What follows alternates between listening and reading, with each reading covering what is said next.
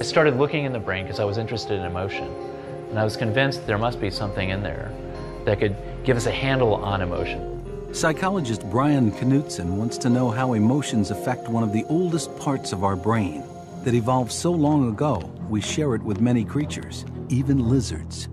In general, the lower the area of the brain, the farther back it goes in evolution, right? So we humans still have these subcortical areas deep in the brain that are ancient. This part of the brain is called the nucleus accumbens, and it gets triggered by the most primal human needs. From the standpoint of survival, it makes a lot of sense that natural rewards like food and sex and so forth would activate this circuit that makes you go out and get those rewards. This part of the brain plays a crucial role in drug addiction. Out of curiosity, Knudsen tries to find things that excite it as much as the prospect of sex and drugs. So he asks people to imagine they are about to receive some money. Once we started using money, we found very reliable activation in these emotional circuits. This suggests that it's not just sex, it's not just drugs, it's not just food that activates these circuits. Money also activates these circuits, and it does so very powerfully. Could the fact that an ancient part of our brain gets excited by money explain some of the frenzied behavior by financial traders and consumers during the housing boom? Hi, welcome to this video today, which is all about Forex psychology. And what I really want to do is look at the general psychology of crowds and how they react in Forex markets, as well as the dangers of emotion and how to control your emotions. Now, from that short video clip, you can see how emotive Forex trading is. It's the oldest part of our brain that basically responds emotionally to money. So it's up there with the basic human drives of, let's say, sex and also food, okay? Now, many traders do not really understand the impact that emotions are going to have on them, and they're not prepared for how emotional Forex trading can be if a trader lets it be. Now, let me just give you an example of how people act irrationally in other areas, okay? And let's take sex, for example. When you were younger, do you actually remember pursuing a woman or a man who you knew really wasn't interested in you, but you still made the effort, even though you knew you weren't going to have any success? I'm sure many people have done that. Now, take diet. Everyone knows a diet can be done, and you can lose weight. But how many people can stick to a diet? It's not very many. I think it's about 10% actually can stick to a diet and lose weight. And in Forex trading, it's only about 10% that win. So the impact of emotion on trading is absolutely huge. And most traders do not behave rationally when it comes to money. It's now seen, obviously, over time, money is a basic need, or seen as a basic need by everyone really. And this is why it causes such problems in trading. Now, when you look at the markets, there's a perception that the markets have become more sophisticated over time. You've got computers, you've got better news, etc, etc, etc. But it hasn't really made any difference to the number of winners, okay? And it never will, because emotions will always dictate how the majority of traders trade. Most traders come in, they know they shouldn't let their emotions get involved, and yet they do, and they act irrationally in the markets. Now, in terms of being irrational, what I want to do here is just show you another clip. And the first one is of an auction of a $20 bill, okay? So the people can bid what they want. And the rules of the game are, it's the person who comes second has to pay the auctioneer. Now, when you look at this video, You might think it is totally irrational what these guys do, but watch the video afterwards as well, where it's done in the real world. It's really interesting, you know, in terms of understanding human psychology and an introduction really to the psychology of crowds. So what we're going to do is just quickly look at this clip and then we're going to discuss it. We're going to start off with a game. Take the auction of the $20 bill that's sold for $28. $1. $1. How about $2? $2.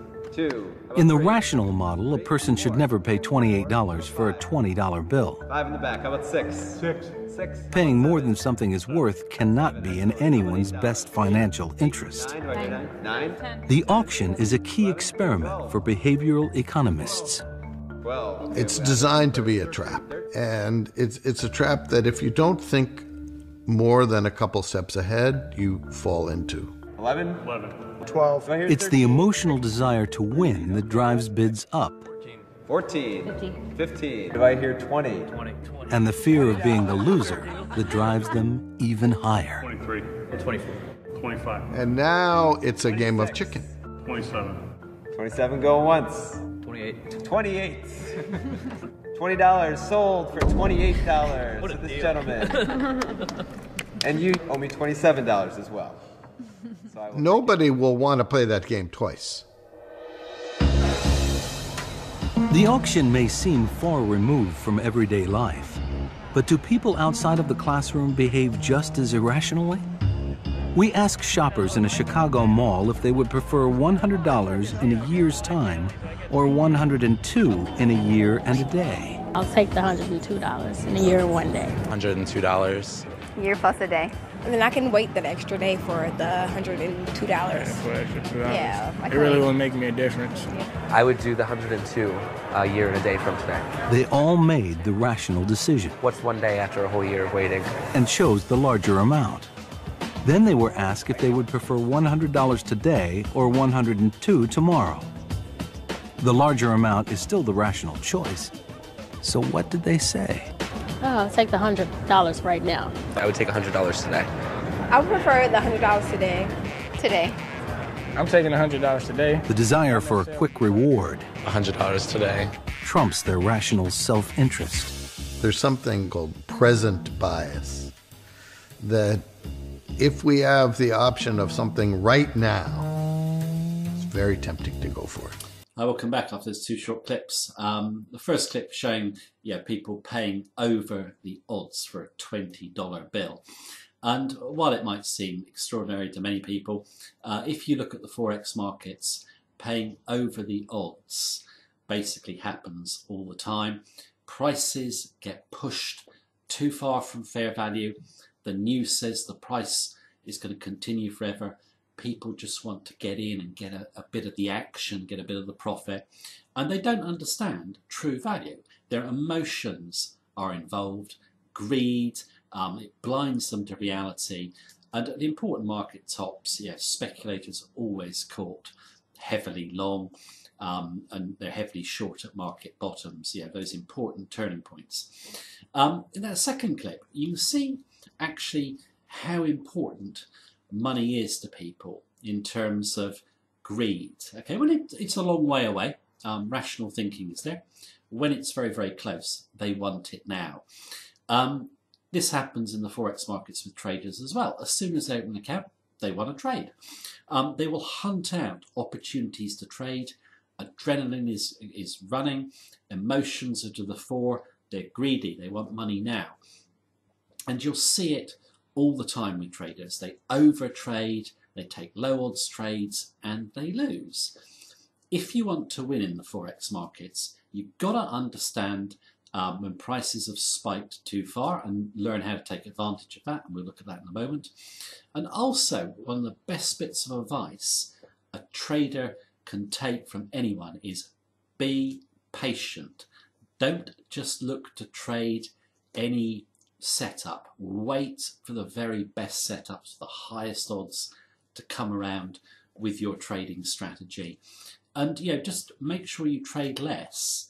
I see a lot of people who come into Forex markets, they just trade on whims or tips, or you know, what their friend might be doing. It's ridiculous. Yeah, it's a serious game. You will never ever make money if you trade too much.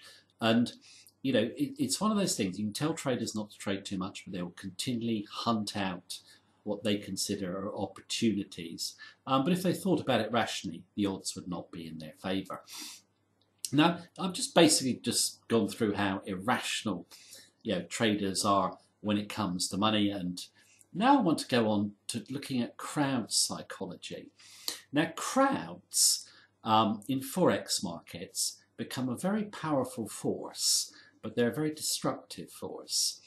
And if you look at any market, you will find that the crowd actually starts to trade it without thinking about fundamental fair value, and they push prices too far to the upside, too far to the downside. This will never ever change, and it offers an absolutely fantastic opportunity for the disciplined trader who can judge value and to make money from mass crowd hysteria.